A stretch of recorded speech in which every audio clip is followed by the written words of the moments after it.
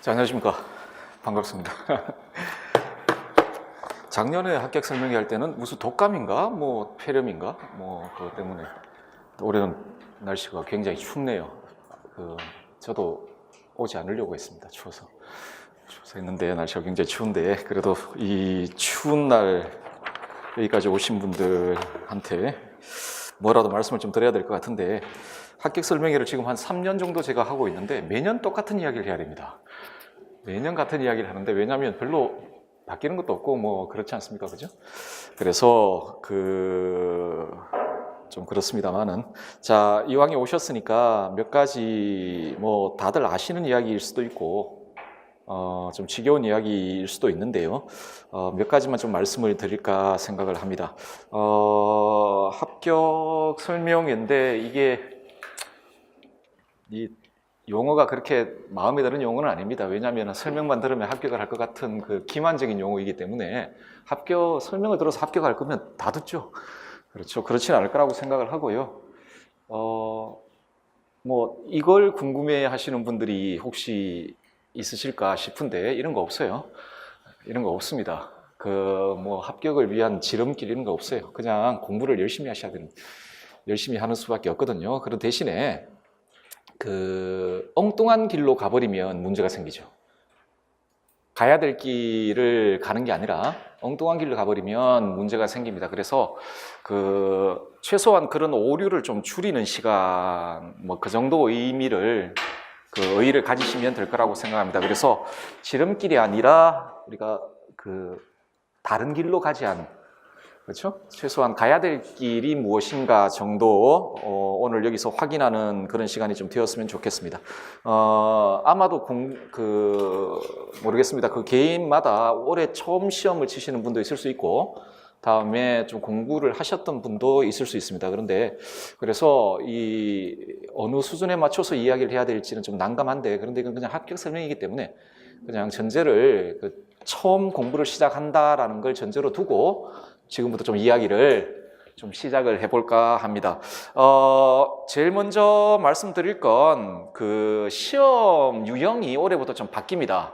그러니까 올 11월, 올해가 아니죠. 내년부터 좀 바뀌는데 올 11월에 시행된 시험하고 내년에 시행될 시험에 문항 조정이 있거든요. 문항 조정이 좀 있습니다. 뭐 다 아실 텐데요. 뭐 잘 보이실란지 모르겠지만 여러분 아마 드릴 자료에 있을 겁니다. 올해 보면 이렇게 되어 있죠. 뭐 기입형 몇 문제, 다음에 서술형 몇 문제, 다음에 뭐 논술형 이런 식으로 11월 달 올해 시행된 시험이 되어 있었는데 이게 올해 겁니다. 기입형 그러니까 전공 A 그러니까 첫째 시간이죠. 교육학 끝나고 A에서 기입형 8문제, 서술형 6문제였고 전공 B에서 서술형이 7문제인데 그중에 2문제는 5점입니다. 서술형 기본 4점이거든요. 그런데 B형 시험에서 2문제 끝에 6번, 7번 문제가 5점짜리 문제고 나머지는 다 4점 문제인데 요 논술형이 이제 10점짜리가 하나 들어가 있었죠. 그런데 이게 올해부터는 이런 식으로 바뀝니다. 2교시에 기입형 4문제, 서술형 8문제. 그리고 3교시에 기입형 2문제. 원래 2교시에 기입형 몰아쳤는데 요걸 좀 나눠 놓고 기입형을 2문제 줄였습니다. 6문제 줄였는데 이게 그런데 지금까지 시행된 시험을 보면 기입형 8문제가 별로 의미가 없어요. 왜냐하면 서술형 시험에 거의 반 이상이 기입을 합니다. 기입 문제를 넣고 있기 때문에 어떤 의미에서 보면 기입형 문제가 지금까지 10문제 이상 나와요. 10문제 이상 나왔다라고 보십니다만 어쨌든 간에 이렇게 되고 서술형이 9문제입니다. 그러면 어떻게 되나요? 서술형 문제가 더 늘었죠. 그리고 논술형 시험이 없어졌어요. 그런데 이거는 의미가 없어요. 이게 왜 의미가 없냐면 예전에 여러분 1차 객관식, 2차 논술 그런 시대가 있었죠. 아마 여러분들 기출문제 같은 거 나중에 보시든지 아니면 보신 분도 있었을 텐데 보시면 예전 논술 문제는 정말 논술 문제예요. 정말 논술 문제입니다. 우리가 알고 있는 유형의 논술 문제인데 지금 시험 유형기에서 논술 문제는 서술형 시험 이렇게 붙여놓은 겁니다.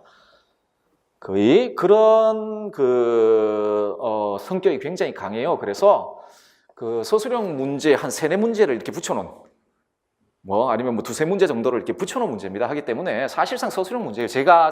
제 느낌상.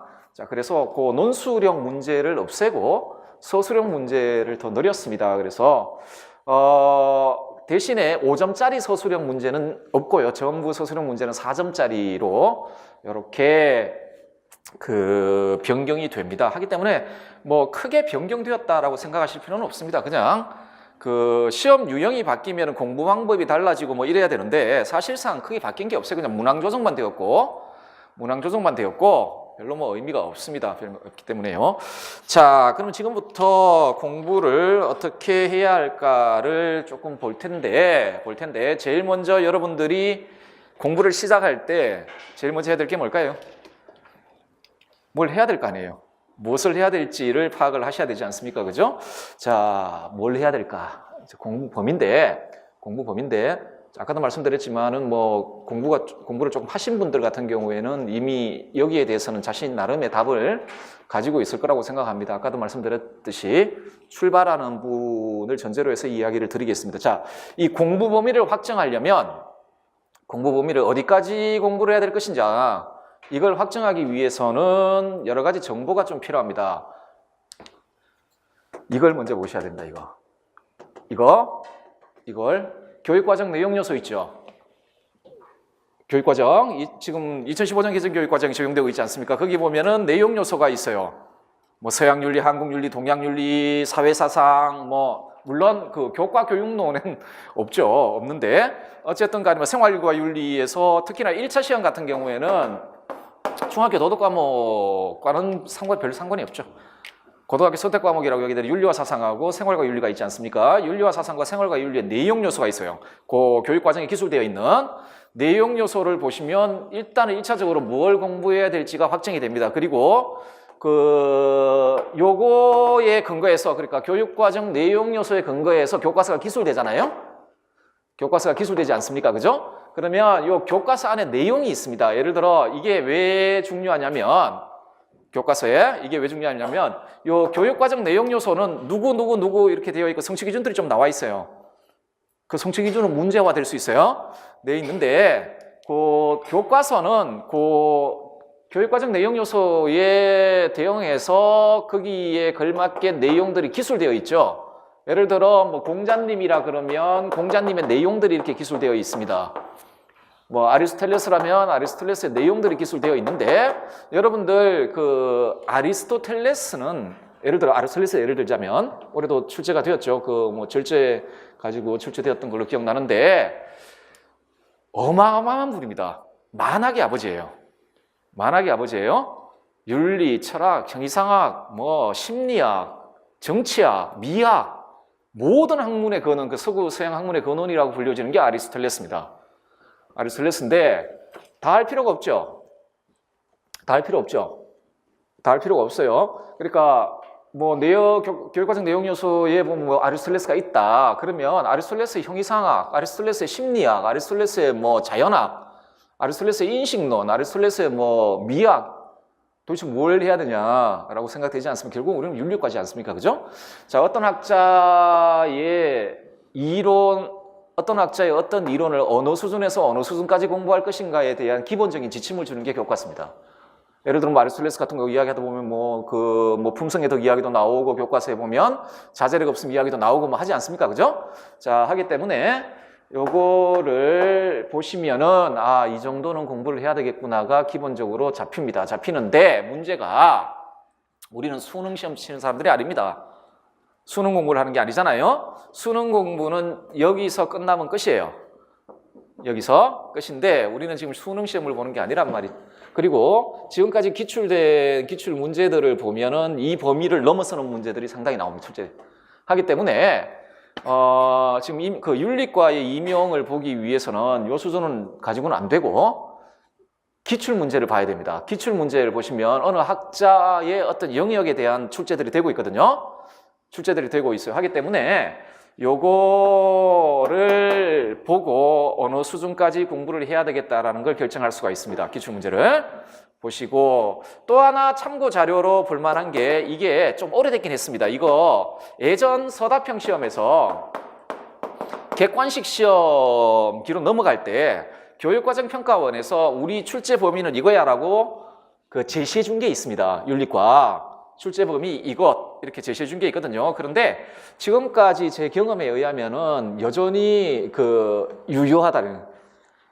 유효해요. 여전히 유효하다라고 말씀드릴 수가 있겠습니다. 이게 있거든요. 물론 뭐 빠진 것도 있고, 이 빠진 건 이것 때문에 그런 겁니다. 빠진 거나 덮여진 교육과정 때문에. 예? 자, 그래서 이 정도 선에서 좀 요것들을 좀 살펴보게 되면 어느 수준에서 공부를 해야 되겠다라는 게 일정 정도 나옵니다. 일정 정도 나오거든요.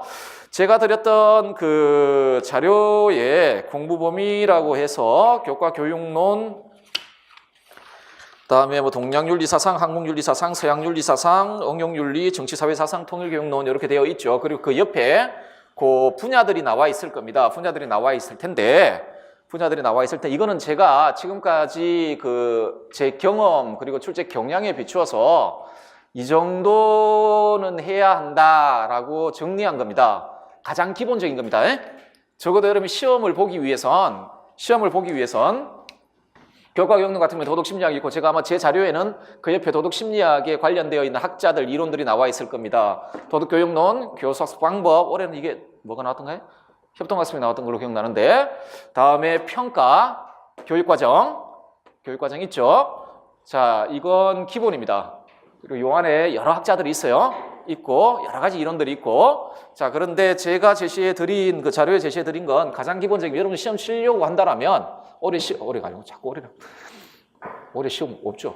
자, 내년에 시험을 보시고자 한다라면은 제가 지금 뭐 되어 있고, 다음에 동양윤리는 어떤 거 있나요? 육아윤리사상 해가지고 쭉쭉 나오고, 뭐 도가윤리사상, 뭐 불교윤리사상 이렇게 나오지 않습니까? 그리고 한국윤리에 뭐 여기에 뭐 이왕이 뭐 정약용 뭐 이런 분들 쭉쭉 있잖아요, 그죠? 자, 그 서양윤리 같은 경우에는 많네요. 고대윤리, 뭐 중세윤리, 근대윤리, 뭐 현대윤리, 그다음에 뭐 그 윤리적 입장들 뭐 이런 것들이 있습니다. 그리고 뭐 이런 거 생명윤리 뭐 등등등 이런 게 있거든요.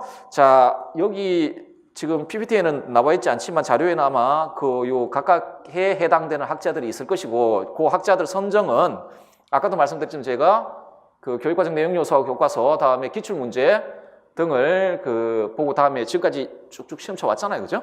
자, 그걸 통해 모아본 겁니다. 모아봤으니까 그 안에 들어가 있는 학자들은 기본입니다. 다 하셔야 됩니다. 뭐 몇 명 안 돼요. 열심히 하면 다 할 수 있습니다.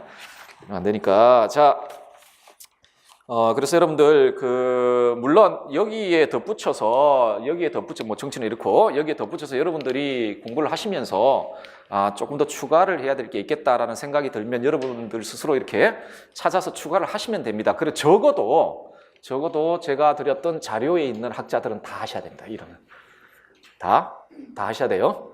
물론 지금 요 공부를 다 해봐야 여기 이게 100이라 그러면 그중에서 10밖에는 나오지 않습니다. 여러분들이 100을 공부하면 실제 기출문제는 10개밖에 나오지 않는단 말입니다. 근데 문제가 뭐냐면 100을 공부하자면 10개를 못 풀어요.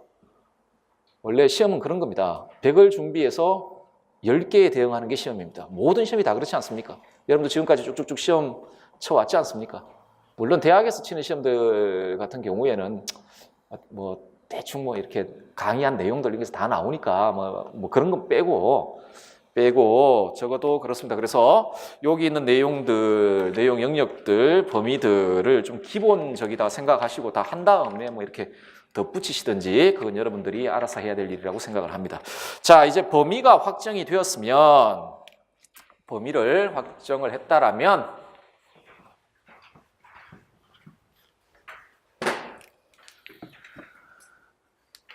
공부 방법을 좀 봐야 될 것 같습니다. 공부 방법을 좀 봐야 될 것 같은데, 우리 공부 방법은 결국 시험 유형에 맞춰서 공부하는 수밖에 없습니다. 시험이 지금 논술은 빠졌죠?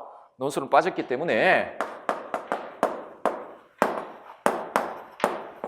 기평하고 서술형이라는 문제 유형이 있습니다. 저 문제 유형에 맞춰서 공부를 해야 된단 말이죠. 자, 그러면 어떤 형태의 어떤 유형의 문제들이 나왔는지 조금 보도록 할게요. 올해 시험 가지고.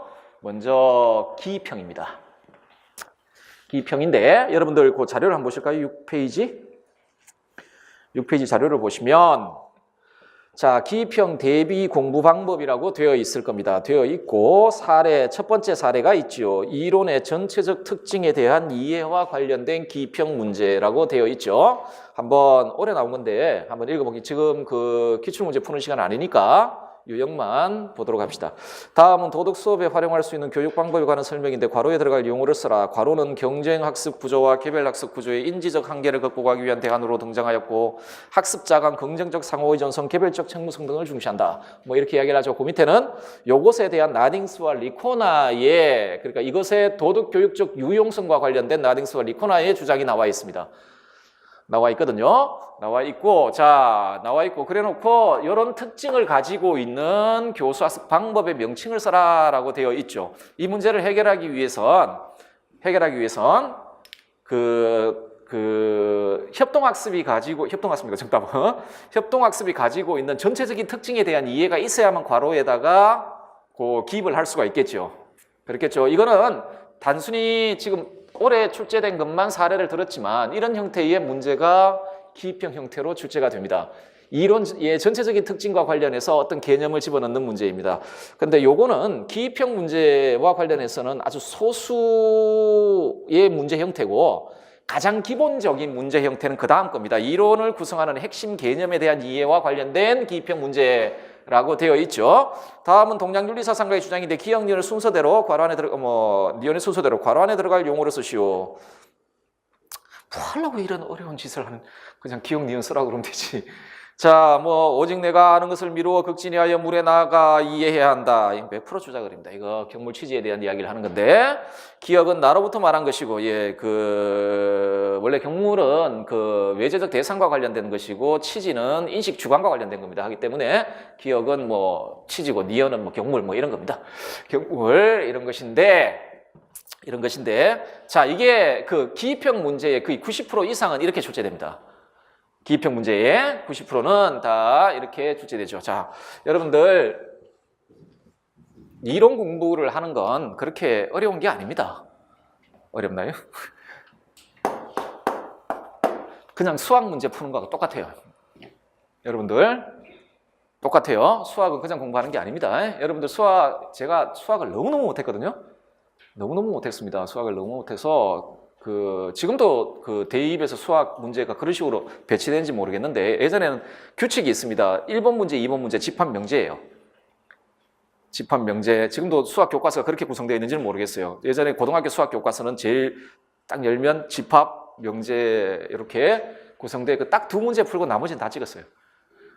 나머지는 다 찍어놓은 객관식 시험이기 때문에 찍었는데 수학에 기초가 없어 이런 이야기를 하지 않습니까? 수학 기초가 없어서 제가 그때 고등학교 때 이렇게 다니면서 도대체 수학에 기초가 없다라는 게 무슨 말일까? 그것조차도 이해가 안 되는 거예요. 수학에 기초가 없다는 게 무슨 말일까? 나중에 생각해 보니까 수학에 기초가 없다라는 건 수학은 개념의 체계들이에요. 있죠? 이런 거 있잖아요. 자연수가 뭡니까? 양수, 음수, 소수, 무리수 있잖아요. 있죠? 이런 형태의 개념들 있죠. 이 개념들이 완전히 체화되지 않으면은 수학 문제를 풀기가 힘들죠. 그리고 요 밑에 자연수와 관련된 연산 법칙들 있죠. 그런데 공식만 외우면 안 되죠. 공식만 아무 이해 없이 공식만 외우면은 응용 문제 나오면 못 풀죠. 교환 법칙이 왜 정당한지. 그러니까 자연수 연산 법칙 중에 교환 법칙이라는 거 있지 않습니까? 왜 교환 법칙이 성립하는지, 그게 왜 중요한지, 그렇죠? 그게 왜 정당한 것인지에 대한 이해 없이 그냥 외우기만 하면 외워지지도 않고 외워봐야 응용 문제 나오면 못 풉니다. 못 풀거든요. 그래서 모든 이론은 여기에서 출발한대요. 개념에서 출발을 하고 모든 이론은 개념의 집합이에요. 모든 이론은 개념의 집합입니다. 그리고 학자들의 이론, 예를 들어 우리는 윤리학이니까 그 어떤 특정 학자들이 자신의 윤리학적 이론을 전개할 때 사용된 아주 중심적인 개념들이 있단 말입니다. 개념들이 있고 이 개념들과 관련되어 있는 또 개념들이 있거든요. 이론 공부의 출발점은 이걸 익히는 겁니다. 이걸 익히는 거거든요. 그래서 지금 보신 유형의 문제는 그 중심 개념을 알고 있냐라는 겁니다. 그 중심 개념을 알고 있느냐라는 문제죠. 하기 때문에 여러분들은 공부를 하실 때 항상 어떤 개념을 사용하고 있는지를 눈여겨보셔야 됩니다. 이론은 언제나 개념들로 구성되어 있습니다. 그 이론을 전개해 나갈 때 사용하는 개념들 있잖아요. 그 개념의 의미를 정확히 이해를 하셔야 됩니다. 하기 때문에 그 기평 문제를 잘 해결하기 위해서는 이건 뭐 당연한 이야기고 이론의 전체적인 특징들 좀 파악하고 계셔야 되고 자, 이게 가장 중요합니다. 도대체 예를 들어 맹자님이라면 맹자님의 윤리 이론에서 그 윤리 이론 전체를 주도하고 있는 개념들은 어떤 것들이 있고 그리고 그 개념은 여러분 모든 개념은 외형과 내포로 이렇게 되어 있죠. 소위 의미. 그 개념은 어떤 의미를 가지고 있는지 이게 기본적으로 여기에 대한 이해가 없으면 그 이론 전체를 스스로 오해하든지 아니면 제대로 파악을 못합니다. 모든 이론 공부의 출발점은 개념을 파악하는 겁니다. 자, 다음에 요겁니다. 세 번째가 전문 용어를 숙지하는 겁니다. 전문 용어를 숙지하는 게 이게 무슨 말이냐면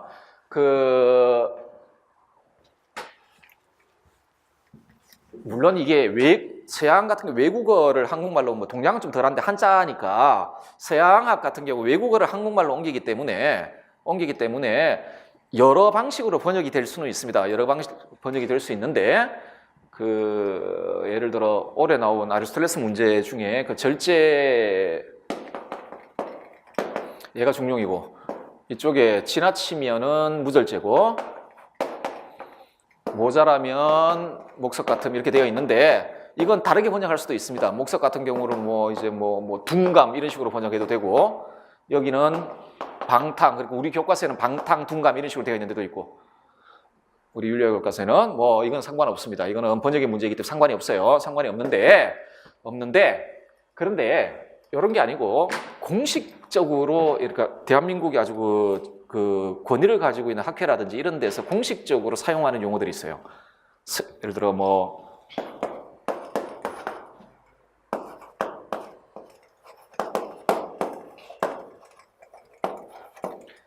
이게 루소의 용어인데 라볼롱테 제네랄은 그 일반 의지라는 말입니다. 불어는 이렇게 되어 있고 요거에 대해서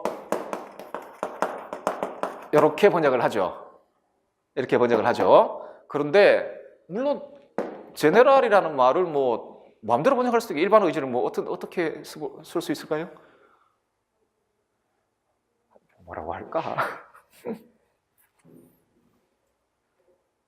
하여튼 빵빵빵빵 이렇게 틀린 거 아니지 않습니까? 말은 그 말이 그 말 아닙니까? 이렇게 이야기할 수 있겠죠. 그런데 이렇게 쓰면은 100% 틀렸다고요. 이걸 써야 되겠죠. 자, 개념이 있고 그 개념에 대한 전문 용어가 있어요. 그걸 표현해주는 그걸 익혀야 됩니다. 예를 들어 칸트의 선의지서라고 나왔는데 괄호는 선의지인데 거기다가 착한 의지죠. 그러면은 다 틀렸다고 하죠. 그걸 누가 맞다고 해주겠습니까? 개념과 그 개념을 표현해주고 있는 용어 있잖아요. 그 용어를 정확히 익히셔야 돼요. 그렇지 않으면 재미난 용어들 쓰게 돼요. 굉장히 재미난 용어들을 쓰게 되는데, 자, 이걸 익히셔야 됩니다. 이걸 익히셔야 되고, 자, 다음에 굉장히 한 가지가 이야기할 게 있는데 뭐냐면, 기평 유형들 보시면 거의 대부분이 원문을 줍니다. 원서에 어떤 구조를 줘요. 구조를 줘놓고 거기다가 괄호를 칩니다. 거의 대부분이 그렇습니다. 80% 이상이 원서를 활용합니다. 기입형 같은 경우 물론 서술형도 마찬가지인데 제시문에 있는 것들 대부분이 원서예요. 원서에서 가져온 것들이에요. 원서에서 가져온 것들이에요. 가져오거든요. 당연히 이렇게 주면 채점의 객관성이 확 높아지죠. 아마 그런 것도 있겠죠. 채점의 객관성이 확 높아지니까 그 사람 한 이야기야. 높아지니까 원문을 그러니까 원서의 어떤 부분에 있는 내용들을 가지고 옵니다. 그대로 가져와 가지고 괄호를 치거든요. 괄호를 칩니다. 그래서 가장 이상적인 건 요 개념들 있잖아요. 요 개념들과 그것과 관련된 용어 및 이것들의 의미를 원서를 통해 파악하는 게 가장 좋습니다. 이게 정답에 완전히 100% 정답입니다. 칸트면 칸트의 글에 있는 내용. 예를 들어 올해 나온 거 가지고 아까 다시 아리스토텔레스 이야기했으니까 절제의 성격을 기술하라는 문제가 나왔단 말이죠. 절제의 성격을 기술하라는 문제 칸트니까 칸트 가지고 갑시다. 이거는 개념이 아니다. 개념 문제가 아니다. 절제가 이렇게 나왔으면 그 니코마코스 윤리학이 절제에 대한 설명이 있단 말입니다. 이 절제의 성격에 대한 설명이 있단 말입니다. 그걸 가져다 쓰는 게 그게 그냥 100%예요.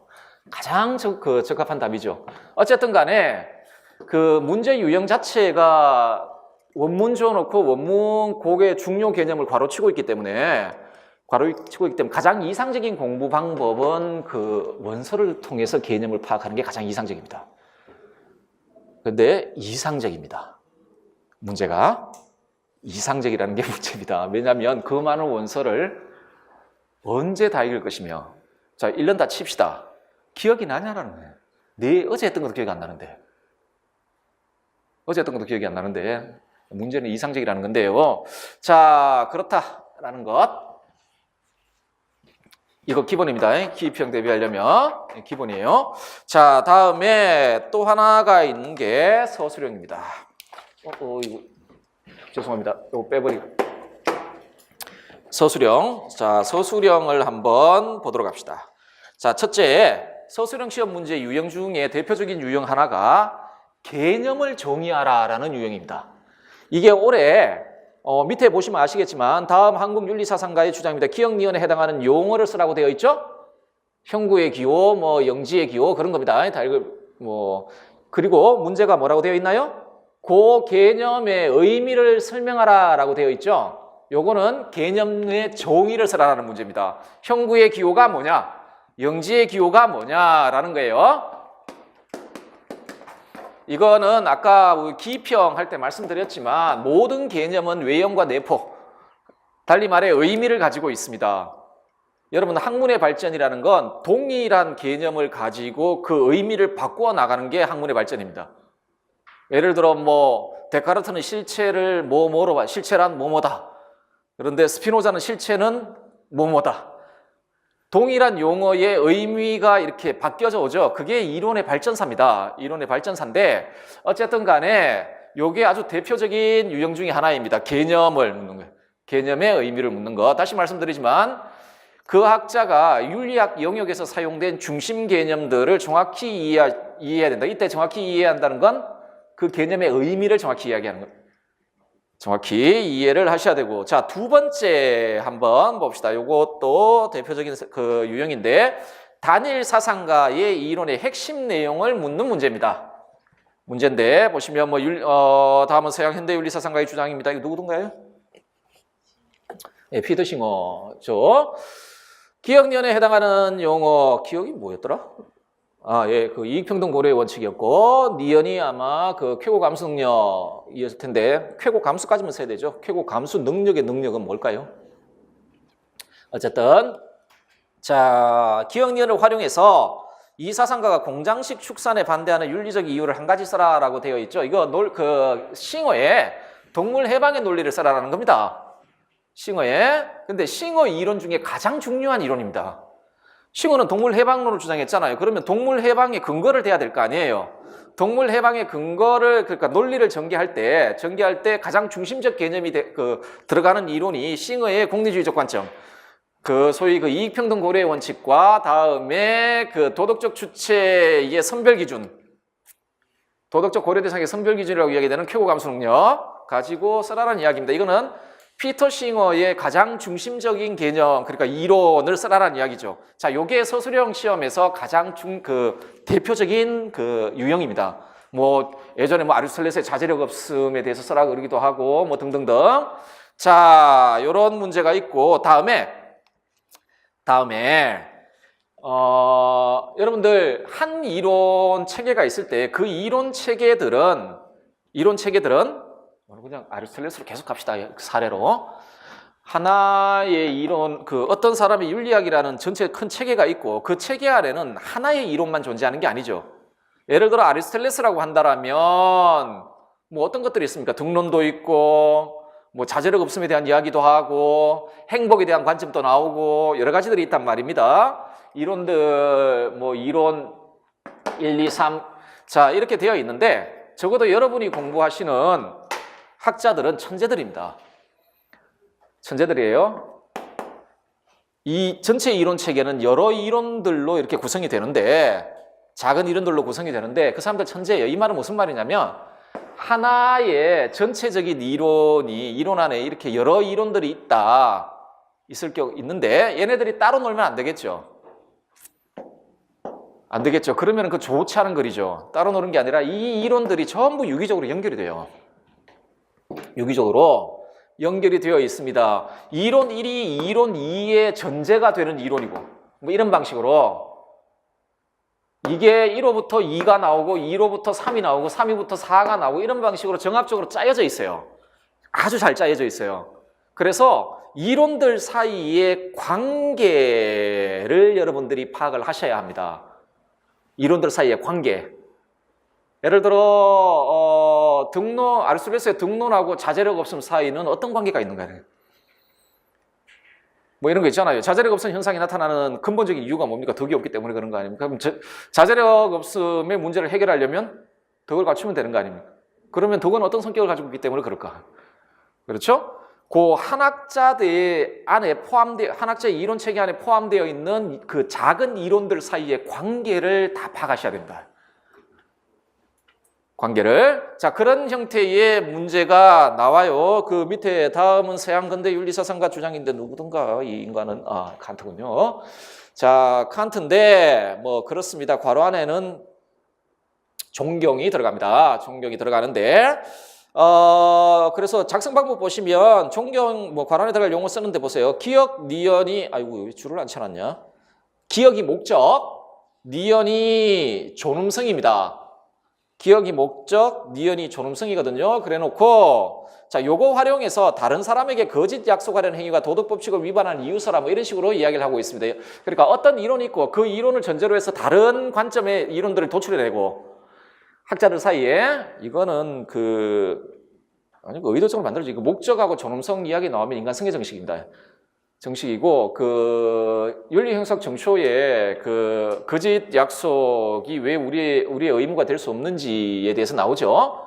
나오고 그 나올 때 왜 될 수 없는지를 그 설명하는 부분이 정초에 두 부분이 있습니다. 한 부분이 그 보편적 자연법칙의 정식을 설명할 때 나오고 두 번째가 인간성의 정식 이야기할 때 거짓 약속 나와요. 그런데 목적 존엄성 이러면 그 인간성의 정식 이야기할 때 거짓 약속이 왜 의무가 안 되는지를 써야 돼요. 지금 그거 뭐 그런 겁니다. 되게 쉬워요. 어쨌든 간에 지금 문제 그 기출 문제가 뭐 쉬운지 나쁜지 그건 중요한 게 아니고 이런 형태의 문제들이 나옵니다. 하기 때문에 여러분들은 각각의 작은 이론들과 그 이론들 사이의 관계들을 잘 파악하셔야 됩니다. 잘 파악하셔야 되죠. 굉장히 지금 뭔가 머리에 하나도 와닿지가 않죠. 지금 아까 전제를 분명히 말씀드렸습니다. 공부를 처음 출발하시는 분이라고 잘 와닿지가 않은 분들이 있을 겁니다. 근데 이거 어쩔 수 없습니다. 공부를 해나가면서 보셔야 돼요. 보셔야 되고 자, 또 대표적인 유형입니다. 이건 정말 중요한 유형인데 다양한 이론들에 대한 통합적 이해와 관련된 문제. 자, 이게 서술형 시험이 단일 학자만 출제되는 게 아니고 상당히 빈도수가 높은데 학자들을 묶어요. 학자들을 묶어서 비교 비판하라. 그러니까 차이점이 뭐냐, 뭐 같은 점이 뭐냐, 아니면 A에서 B를 뭐 비판하라 라는 형태의 문제가 출제됩니다. 굉장히 높은 비중으로. 굉장히 높은 비중으로. 올해는 볼까요? 갑과 을은 동량윤리사상과 갑이 아마도 한비자, 을이 노자인가요? 노자 이렇게 되어 있죠. 되어 있고 이렇게 묶을 가능성은 이렇게 묶는 이유가 분명히 있죠. 한비자는 그 노자의 영향을 상당히 많이 받은 사람이기 때문에 그래서 아마도 그 해표편 같은데 해표편 아니겠다. 자, 요렇게 한비자하고 묵자를 묶어놓고 논점 하나를 줘요. 치국의 도라는 논점을 줘요.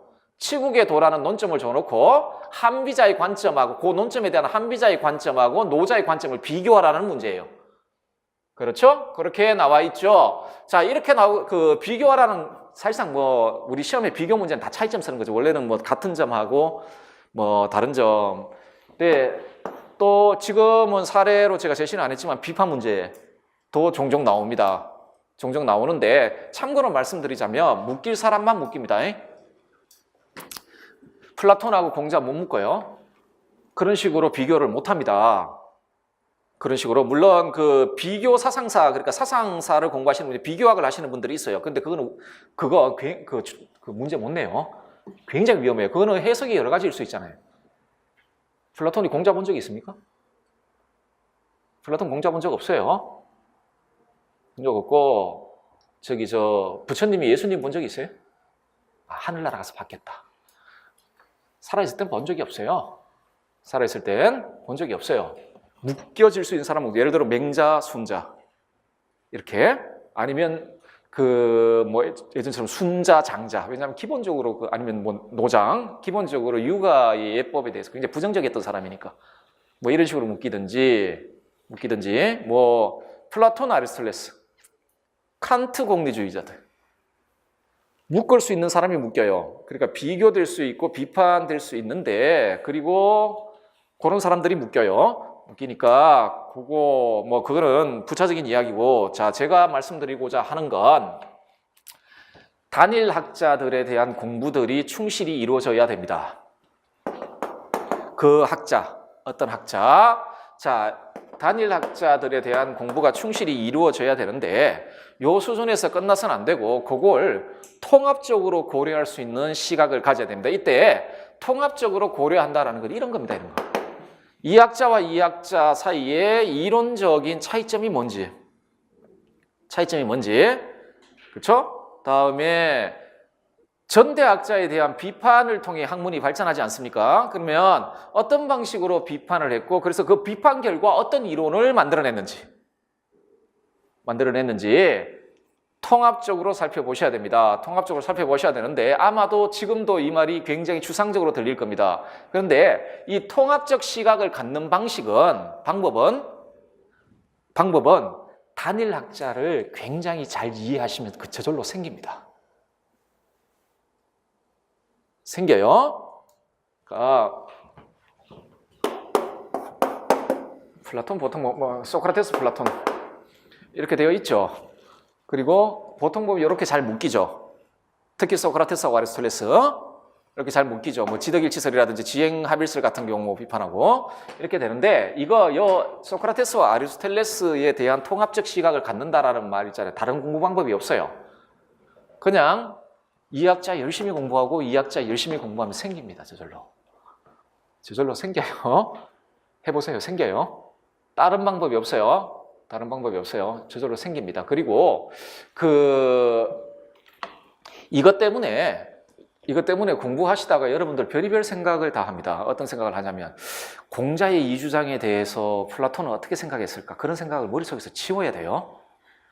그런 생각 하지 마세요. 여러분들 적어도 시험 끝날 때까지는 그건 여러분 시험 다 되고 선생님 되셔가지고 혹시라도 공부를 더 하고 싶으면 그때 논문 쓰시고 그렇게 하시란 말입니다. 쓰시고 지금은 그럴 필요가 없어요. 이 문제는요. 요 유형의 문제는 비교될 사람만 나오고 비판할 수 있는 사람만 나와요. 그리고 어떤 사람이 나오냐면 어떻게 되냐면 예를 들어 아리스토텔레스 안에 소크라테스 비판이 있습니까? 없습니까? 니코마코스 윤리학에 있어요. 소크라테스 지덕일치설 비판에 지행일치설 비판이 있단 말입니다. 그걸 내요. 그걸. 답안 근거가 있는 걸 내요. 답안 근거가 있는 걸. 여러분들 보고 비판하라는 문제는 절대 안 나와요. 반드시 답안 근거가 있는 문제를 내요. 원서 안에 답안 근거가 있는, 예를 들어 아리스토텔레스가 소크라테스를 비판했을 경우에 문제를 내요. 그런 문제만 내요. 이해되십니까? 전혀 하기 때문에 상상의 나래를 피지 마세요. 필 필요 없습니다. 지금 우리는 전술적으로 행동해야 됩니다. 우리는 지금 학문을 하는 게 아닙니다. 저도 여기서 강의를 하는데 제가 강의할 때 제가 스스로 나 자신에 대해서 가지고 있는 정체성은 학자가 아니에요.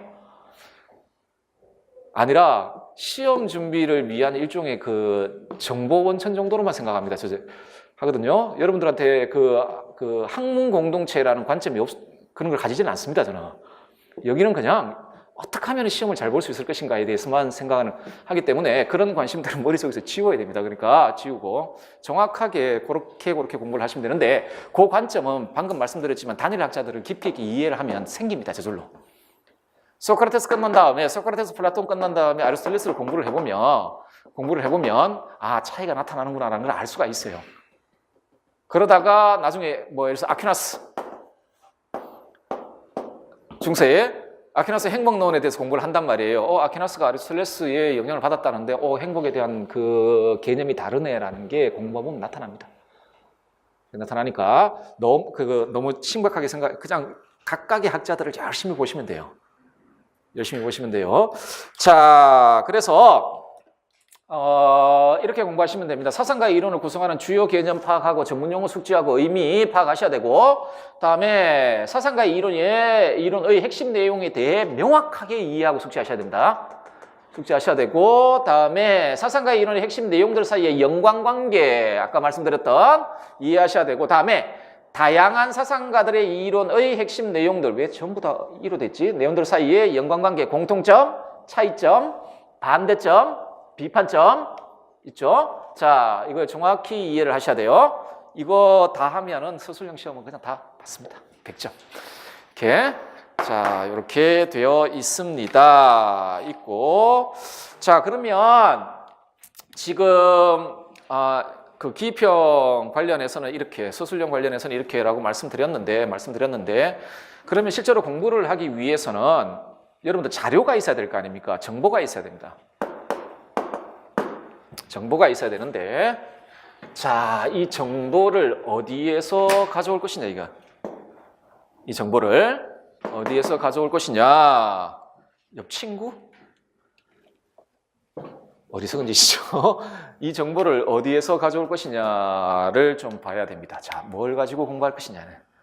무엇을 가지고. 그래서 여러분들 아마 첫 출발하시는 분들 같은 경우 합격 사례 같은 것도 또 읽어보고 막 하지 않습니까? 거기서 그래서 먼저 합격한 선배들이나 아니면 이런 분들이 어떤 책 가지고 공부했는지, 어떤 논문 가지고 공부했는지, 이런 것들을 보실 거 아니에요. 자, 어디에서 무엇을 가지고 정보를 얻어낼 것이냐입니다. 자, 교과서입니다. 교과서만 잘 보셔도 몇 문제를 맞출 수가 있습니다. 교과서 내에서 나오는 문제들이 있기 때문에 제 개인적인 생각은 생활과 윤리는 그냥 응용윤리 공부할 때는 그게 그냥 기본 베이스가 돼야 됩니다. 그 교과서는 굉장히 잘 써져 있고, 윤리와 사상 같은 경우에는 내용 자체가 그러니까 많은 부분을 다루고 있는데 많은 내용들이 기술되어 있지는 않습니다. 그러니까 개념들이 엄청나게 등장을 하는데, 예를 들어 예전에 보니까 하이데거 같은 거 보니까 하이데거 기술이 반 페이지도 안 되잖아요. 보통 교과서. 그런데 그 하이데거의 실존주의를 구성하는 개념 한 6, 7가지 반쪽에 다 나와요. 반쪽에 다 나오거든요. 그래서 윤리와 사상 같은 경우에는 여러분들이 더 추가적으로 거기에 대해서 공부를 많이 하셔야죠. 그러니까 윤리와 사상은 주석서를 써야 돼요. 생활과 윤리는 물론 어떤 부분에서는 그냥 또 추가가 돼야 되지만 그 자체로도 상당히 이렇게 잘 기술되어 있어요. 하기 때문에 어쨌든 아까 공부 범위가 정해져 있었죠. 그와 관련되어 있는 교과서의 내용을 여러분들은 반드시 확인을 하셔야 되고, 이걸 확인하게 되면 우리 기평 문제 풀 때 제가 말씀드렸던 건 이 어떤 개념이 사용되는지, 그리고 이 개념의 의미가 뭔지 하고, 다음에 요거와 관련되어 있는 전문 용어 있잖아요. 이 전문 용어를 확보할 수가 있습니다. 교과서에 그 서술자들, 그러니까 교과서를 기술했던 분들은 아무 개념이나 막 자기 마음대로 번역해 쓰는 게 아니거든요. 적어도 그 관련된 학회라든지 아니면 이렇게 통상적으로 인정되는 용어들을 사용하기 때문에 자, 그런 것들을 확인할 수 있고, 다음에 중요한 이론이 무엇인지 파악이 됩니다. 중요한 이론이 무엇인지가 파악이 되고요. 하기 때문에 교과서 확인하시는데, 자, 두 번째가 제가 가장 선호하는, 자, 이것도 이상적인 차원에서 말씀을 드릴게요. 이상적인 차원에서 여러분들이 공부하실 때 가장 이상적인 방식은 그냥 원서 가지고 공부하는 겁니다. 그게 가장 이상적입니다. 다른 거 다 필요 없어요. 칸트, 실천 이성 비판 읽고 윤리 형성학 정초 읽으면 돼요. 윤리 형성학까지 읽으면 정말 좋죠. 3권. 플라톤 주요 대화편들, 그중에 뭐 적어도 국가편 싹 읽으면 돼요. 아리스토텔레스, 니코마코스 윤리학 읽으면 되죠. 공자 논을 읽어야 되고, 순자 읽어야 되고, 맹자 읽어야 되고, 장자 읽고. 이분들은 다 이름이 책 제목이라서, 그렇죠. 이게 가장 이상적입니다. 그리고 이게 가장 이상적이에요. 원서. 그리고 이게 사실상 출제 근거고, 다음에 답안 근거예요. 딴 게 없어요. 이거 원서에서 출제를 하고, 그리고 그 답도 원서 안에 있어요. 그렇지 않으면 그 채점의 객관성 확보하기가 힘들죠. 그죠? 그런데 아리스토텔레스의 글에서 내고 그 답안도 아리스토텔레스의 글에 있으면 이건 100%입니다. 정답과 오답이 아주 명확하게 구분되죠. 그렇죠? 이게 원서인데, 이게 문제가 아까도 말씀드렸지만 이게 이상적이라는 게 문제입니다. 이상적이라는 게 문제예요. 이상적이라는 게 칸트 윤리학 관련 세 저서에 대해서 그거를 명확히 이해하고 암기 수준까지 가려면 1년도 모자랍니다.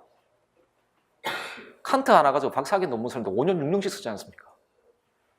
쓰잖아요. 그렇지 않습니까? 모자라거든요. 그런데 칸트만 있는 게 아니잖아요.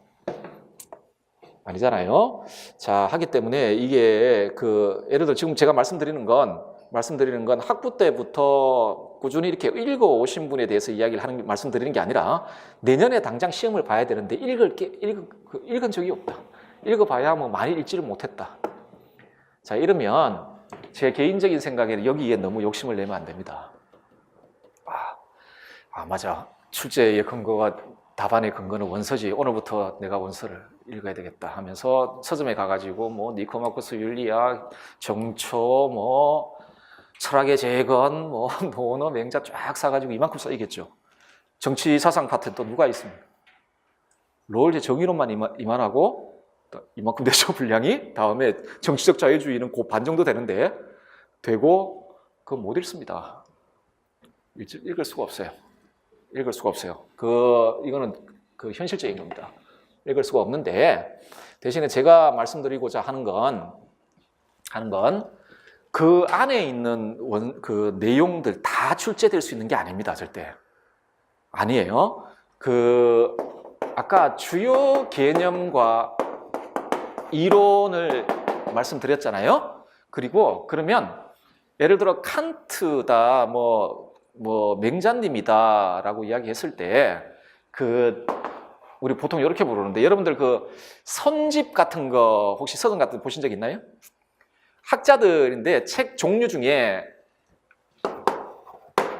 이런 게 있습니다. 선집, 그러니까 선택해서 모아놓은 책이다라고 되어 있는 책들이 그런 형태의 책이 있거든요. 예를 들어 칸트면 칸트 선집 있어요.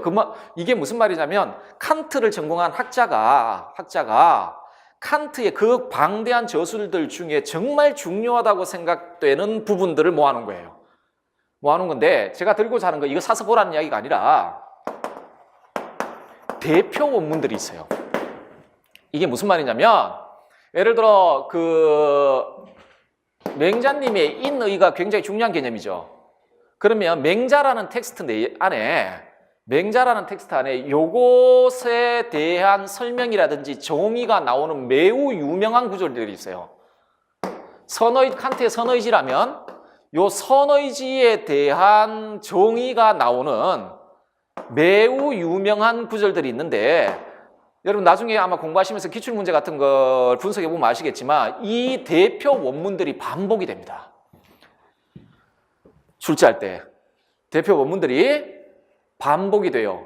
심지어 수능 문제에서 수능 시험도 보면 위에 그 원서들 사용해 가지고 내잖아요. 거기에 나오는 게 임용에도 나와요. 그래서 예를 들어 수능 시험에서 원서에 가져왔던 내용들을 수능은 우리보다 유치하고 내용도 낮으니까 그 원문은 유치한 거야.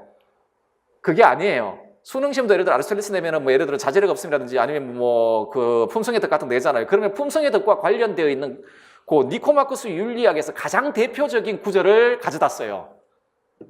하기 때문에 대표적인 원문들이 계속해서 반복이 됩니다. 그래서 여러분들 혹시라도 물론 이거 그 능력이 되시고 여력이 되시면 이걸 그 꾸준히 보시는 게 굉장히 좋습니다. 굉장히 좋은데 지금 우리한테 있는 시간은 1년밖에 없습니다. 그런데 이걸 그러니까 아예 제로 베이스 상태에서 1년 안에 그걸 다 읽는다는 건 사실상 무리입니다.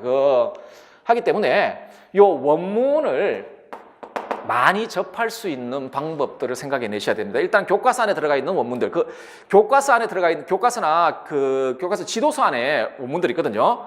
그게 가장 대표적인 것들이에요. 그 교과서를 쓰시는 학자분들이 선생님들이 어떤 개념 두고 그거과 관련되어 있는 원문을 실잖아요.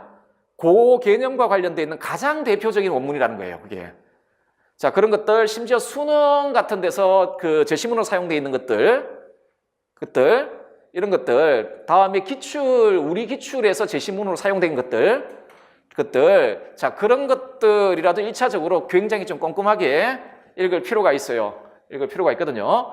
자, 다음에 그래서 중요한데 그래서 제가 가끔씩 말씀드리는데 그 학부생들 때는 1학년들은 기본적인 방향을 공부하는 식으로 이렇게 윤리학사 같은 걸 공부를 해야 되겠죠. 제 개인적인 생각은 2학년부터 올라가면 무조건 원서를 봐야 돼요. 그러니까 여러분들 후배들 아니면 뭐 있으면은 제가 뭐 학부 때 뭐 해야 됩니까? 그러면은 만약 2학년쯤 되면 그냥 무조건 원서를 읽어야 돼요. 그게 대학 공부입니다. 대학 공부는 그렇게 해야 돼요. 무조건 초학자들은 무조건 원서를 읽고 이해하든 말든 우리 처음부터 무조건 읽어야 돼요. 그래서 4학년 때까지 웬만한 원서는 다 읽고 나와야 돼요. 그게 대학에서 이루어져야 되는데 잘 뭐 안 되는지 시험 준비하면서 그때부터 원서 읽겠다. 이 말이 안 되는 이야기예요. 읽을 수가 없어요. 현실적으로 불가능해요. 오히려 그 독이 됩니다. 독이 되고 자, 다음에 어디서 정보를 가져오냐면 여기서 이거 잘 하셔야 됩니다. 이게 반복돼서 출제된단 말이에요. 물론 똑같이 내지는 않지만 문제 유형을 바꿔가면서 내요. 해아래 새로운 거 없어요, 절대. 시험 한 20년 치면 나올 거 다 나와요. 다 나온 거예요. 그렇죠? 시험 한 20년 치면 나올 거 다 나온 겁니다. 뭐가 더 있겠습니까? 더 있으려면 신이론 같은 거 가져와야 되거든요. 우리 과는 신이론이 없어요. 소크라테스가 갑자기 막 타임머신 타고 와가지고 너희들 다 틀렸어 이러지 않는 이상에는 나올 수가 없어요. 그러면 신이론이라 그래봐야 박사기 논문들 있잖아요. 그거는 출제하면 큰일 나요. 지금까지 통상적으로 해서 박사기 논문이라는 게 원래 그런 겁니다. 박사기 그 논문을 쓸 때 머릿속에 항상 뭐만 가지고 있냐면 논문 쓰는 사람들이 기존에 없던 새로운 걸 뱉어내야 돼. 이런 그 강박 가지고 논문을 써요. 하기 때문에 굉장히 새로운 이론들이 나와요. 그래야만 또 각광을 받아요. 선생님들한테 인정을 받는데 문제가 뭐냐면 시험 치는 여러분한테는 독이에요. 독. 그게 아주 일반적이고 통상적인 이론 수준에서 끝내야 돼요. 하기 때문에 우리 과는요 새로운 게 나올 수가 없습니다. 어떤 의미에서는 단점이고 여기서 학원에서 강의하는 사람한테는 미칠 지경입니다. 매년 그 문제풀이 같은 거 하면 더 이상 낼 문제가 없어요. 방금 올라올 때 생물 선생님하고 좀 이야기하다 왔는데 생물은 매년 뭐가 발견이 된답니다. 뭐가 발견이 되어서 뭐가 발견이 된대요. 그래서 그게 다 이렇게 들어온대요. 들어와서 나중에 모의고사 문제를 내든 뭐 문제풀이 문제를 내든 간에 새로운 게 있으면 문제 내기가 있잖아요. 그런데 낼 게 없어요. 한 몇 년 내면. 자, 해아래 새로운 게 없어요. 어떤 방식으로든 변형돼서 나오든 뭐 바로 똑같이 내지는 않겠죠. 나와요. 이거 반드시 보셔야 됩니다. 여기 안에 보시는데 단순하게 답이 뭐다 이렇게 생각하시면 안 되고 아시죠? 뭐 다 아실 텐데 그 이론 정리를 한다라는 생각으로 보셔야 됩니다.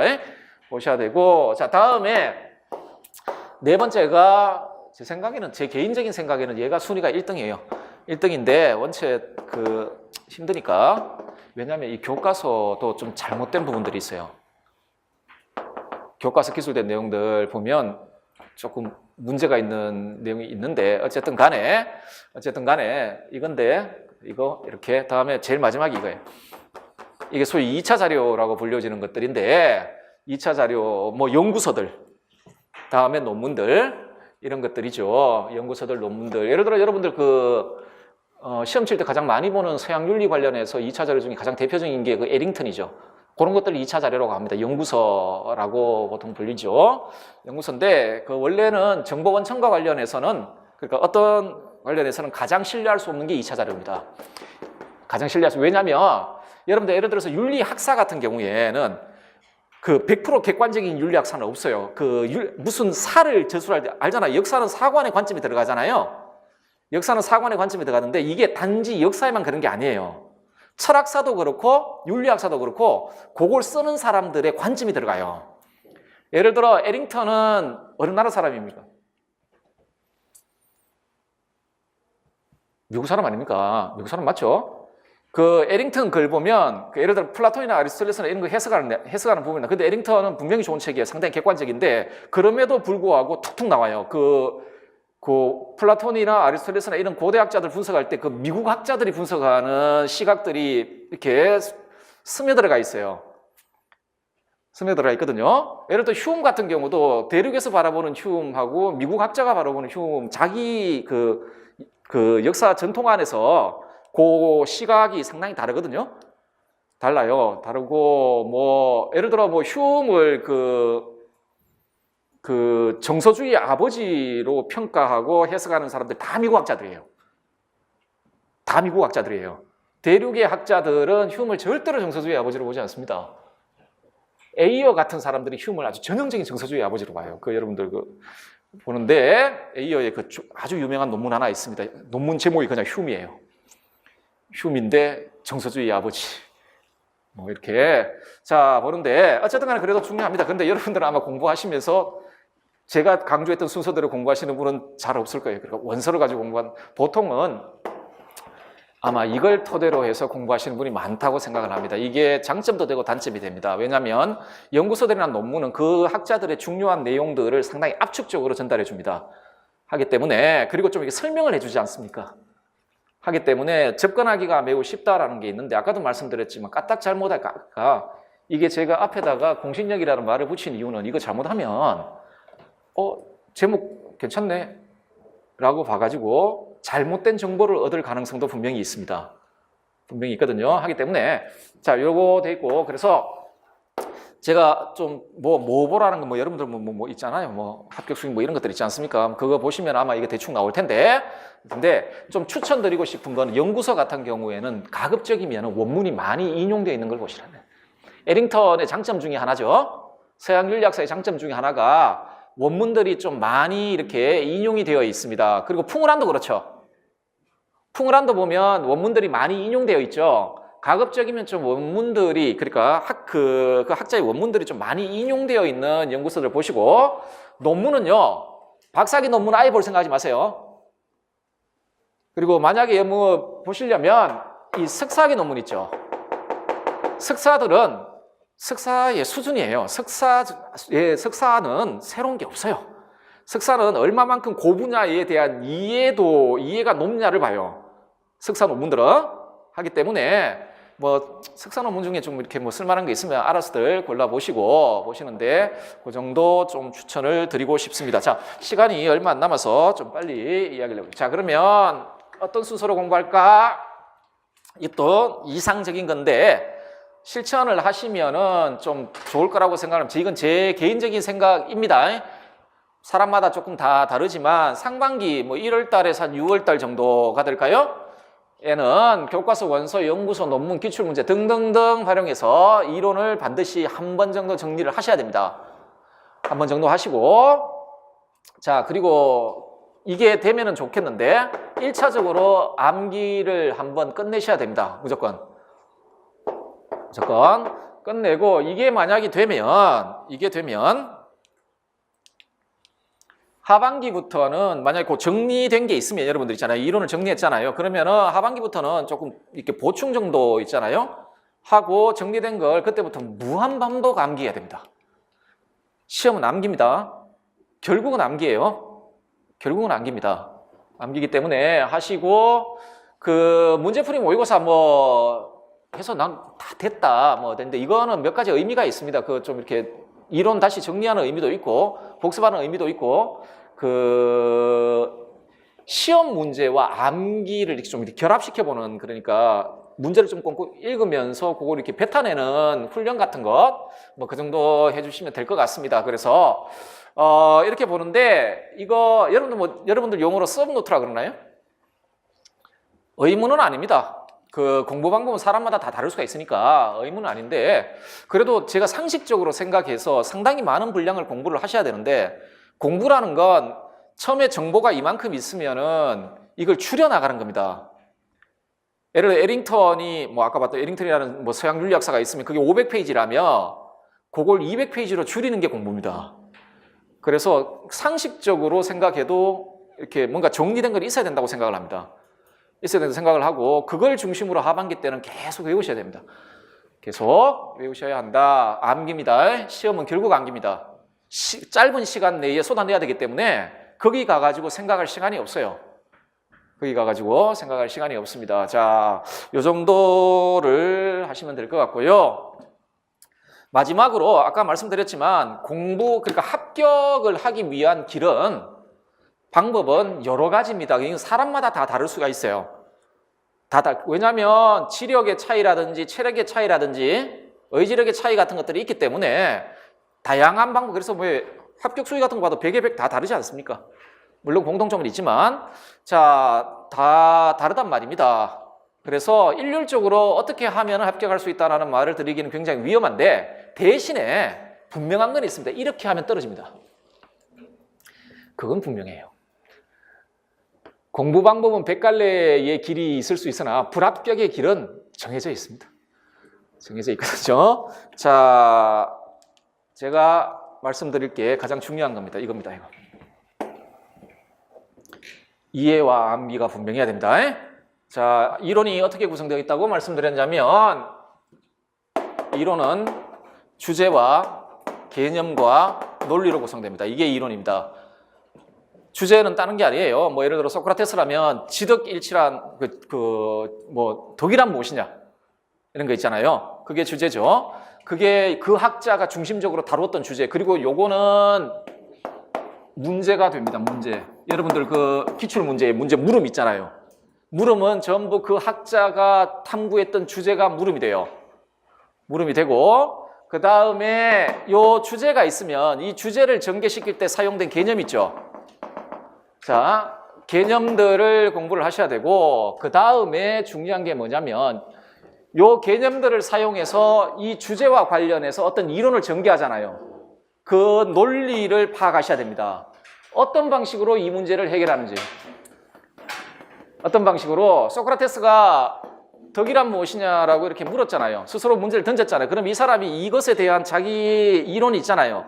이걸 어떤 식으로 전개하는지를 확인을 하셔야 됩니다. 이거 확인을 하시고 자, 그래서 요 세 가지에 대해서 이해를 하셔야 돼요. 이해를 하시고 반드시 암기를 하셔야 됩니다. 그런데 암기를 하되 이해가 되지 않는 상태에서 암기하면 응용 문제 나오면 못 씁니다. 못 써요. 못 쓰기 때문에 요거를 잘 하셔야 됩니다. 그리고 잘 하시고 여러분도 공부하실 때 대신에 반복의 횟수를 높이는 게 좋습니다. 예를 들어 아리스토텔레스 공부를 하다가 예를 들어 아리스토텔레스의 덕에 대한 공부를 해요. 근데 도무지 이해가 안 되는 거야. 그때부터 내가 목숨을 걸고 아리스토텔레스의 덕에 대한 이론을 마스터해버리려 하면서 그때부터 아리스토텔레스 등론을 한 달 공부해요. 그렇게 하면 안 돼요. 이해가 안 되면 욕심을 줄이고 예를 들어 여러분 뭐 고등학교 다닐 때 오답 노트 비슷한 거 있잖아요. 그런 거에다가 이해 안 되는 부분은 그냥 적어놓고 넘어가 버리세요. 오히려 그 전체 이론 있잖아요. 이론을 많이 반복하는 게 좋습니다. 근데 여러분들 한번 해보시면 아실 텐데 그렇게 반복을 하다 보면 와요. 활연관통을 이렇게 옵니다. 오거든요. 그러니까 절대로 한 부분 그 부분에 이해가 안 돼가지고 그걸 너무 오랫동안 붙잡고 있으면 안 됩니다. 오히려 반복의 횟수를 넓히는 게 훨씬 좋아요. 좋고, 자, 다음에 이겁니다. 아마 여러분들 중에 공부를 좀 많이 하신 분들 같은 경우에는 칸트 이야기하다 선의지, 지겨워. 뭐 이런 생각을 하시는, 또 지행일치냐, 뭐 또 인이냐, 또 정이냐, 지겨워 죽겠네. 뭐 이렇게 생각하시는 분들 있죠? 있죠? 자, 지겹더라도 또 해야 됩니다. 또 하시고, 지겹다 보니까 뭐 새로운 거 없을까? 이런 거 있잖아요. 야, 아리스토텔레스 맨날 뭐 자제력 없음, 뭐 품성이든 뭐 지적인든 매일 이거 말고 뭐 없을까? 없어요. 그런 거 없어요. 그런 거 없으니까 괜히 이 근본 없는 새로움을 찾아 시간 낭비하지 마세요. 그리고 다 아는 것 같죠? 알면 또 반복을 하세요. 반복을 하시면 됩니다. 그냥 완전히 아리스토텔레스가 되어버리세요. 그냥 그러니까 공자가 되어버리시면 됩니다. 자, 다음에 이건 뭐 태도 같은 건데 너무 이렇게 한 자신감도 필요 없지만 오히려 제가 더 경계하는 건 이겁니다. 공부하시다 보면 여러분들 나는 안 되나 보다 이런 생각이 들 때가 있습니다. 근데 여러분들 혹시 홉스 공부를 하신 분들이 있을지 모르겠지만 홉스의 평등 개념은 육체와 지적 능력에 있어서의 그 유사성입니다. 천재면 여기 안 와요. 여기 오신 분들은 천재가 아니에요. 여기 안 옵니다. 천재 아니니까. 천재면 여기 왜 옵니까? 자기 알아서 공부해 가지. 여러분들은 육체와 지적 능력에 있어서 거의 유사해요. 거의 유사합니다. 유사하기 때문에 결국은 여러분에게 그 공통적으로 주어져 있는 재화는 시간입니다. 이 시간을 얼마나 잘 활용하느냐에 따라 그 지적 능력이나 이런 거, 그래서 너무 이렇게 이런 생각을 가질 필요 없어요. 하다 보면 좌절할 때가 많습니다. 칸트 사진만 봐도 토할 것 같고 막 이럴 때 그럴 때가 있습니다. 나는 안 되나 보다 생각할 때가 있는데 그럴 필요가 없다라는 게 그냥 여유 있게 봐. 내가 안 되면 얘도 안 된다 이렇게 생각하시면 돼요. 하면서 이제 하려고 노력만 하시면 됩니다. 이게 좌절해서 슬럼프에 빠지고 이러지 마시고 또 하나 여러분한테 이거 하면 안 됩니다. 이거 저도 공부하면서 오늘 내가 원래는 공부가 하기 싫은 거예요. 공부가 하기 싫은 거예요. 그런데 핑계는 딴 데 대요. 예를 들어 뭐 가족, 뭐 연인 이런 식으로 알고 보면 공부가 하기 싫은 거예요. 알고 보면 자기를 자꾸 속이려 하면 안 됩니다. 하지 말고 그리고 매년 말씀드리는데 여러분들 의지를 믿으면 안 됩니다. 의지를 믿으면 안 됩니다. 여러분들 그 영혼불멸 이거 신적 의지 이런 거 못 가져요. 여러분들 의지를 믿으면 안 돼요. 다 약해요. 이 의지라는 건 믿으면 안 됩니다. 의지라는 거 이게 무슨 말이냐면 내가 한 일주일 놀고 그 3월 달까지 놀고 4월 달부터 그 아주 뭐 초인적인 의지를 발휘해서 내가 하루에 2시간씩 자면서 공부하겠다. 쓸데없는 소리입니다. 여러분들 어릴 때부터 그렇게 했다가 실패한 게 아주 반복적으로 경험해 봤을 겁니다. 안 됩니다. 그런 거 하기 때문에 그 스스로를 속이지 마세요. 여러분들 그 의지력도 약한 분들입니다. 약한 분들이니까 속이지 마시고 저걸 속이지 않으면은 순차적으로 이렇게 그 공부 계획을 짜갈 수가 있습니다. 그러니까 무리하지 않으면서도 쉬지 않고 하루에 뭐 14시간, 15시간씩 공부하라는 이야기가 아닙니다. 그걸 버텨낼 수 있는 체력이나 이런 게 있으면 모르겠으나 만약에 자기 자신을 잘 돌아보고 그런 체력이 없다. 그리고 의지가 그만큼 되지 않는다. 예를 들어 눈앞에 TV가 있으면 절대로 거기서 벗어나지 못한다 그러면 TV가 없는 곳으로 가야 됩니다. 그리고 TV가 없는 곳 갔더니만 세상에 스마트폰이 있네? 그러면 망치들고 깨버려야 됩니다. 어쩔 수 없어요. 없어요. 그러니까 나는 왜 담배 끊으려는 사람들 중에 어리석은 사람들이 앞에 내가 이 유혹을 이겨낼 거야 앞에다가 담보 한 보를 이렇게 사놓고 이걸 바라보면서 나는 이 유혹을 이길 수 있는 힘을 키울 거야. 근데 하루 뒤면 다 핍니다. 피거든요. 그런 짓을 하지 말아야 돼요. 하지 말고 자기의 의지도 믿지 말고 순차적 그리고 잘 계획되어 있는 시간 계획 속에서 순차적으로 이렇게 하나씩 이렇게 공부해 나가면 됩니다. 자, 그래서 뭐 너무 뻔한 말씀을 드렸는데 준칙은 의미 없습니다. 저 준칙을 아는 건 아무 의미가 없어요. 중요한 건 저 준칙을 실천할 수 있느냐가 중요한 겁니다. 그러니까 여러분들 뭐 출발에서부터 좀 계획들을 좀 잘 잡으시고 차분차분히 이렇게 진행해 나가면 큰 무리가 없을 것이다 라는 게 제 생각입니다. 자, 2시부터 무슨 행사가 있는데 너무 오래 했네요. 같고, 혹시라도 뭐 질문이나 이런 거 하실 분이 있으시면 이 6층 제일 끝에 가면은 제가 쉬고 있는 장소가 있습니다. 거기에 오시면은 뭐 질문을 받아드릴 테니까 별로 뭐 중요한 뭐 특별히 뭐 합격과 관련해서 뭐 지름길을 알려드린 것도 아니고 1시간 동안 앉아 계시느라 고생 많으셨고 좀 열심히 하셔가지고 내년에 좀 좋은 결과가 있으시길 그렇게 바라겠습니다. 자, 수고하셨습니다.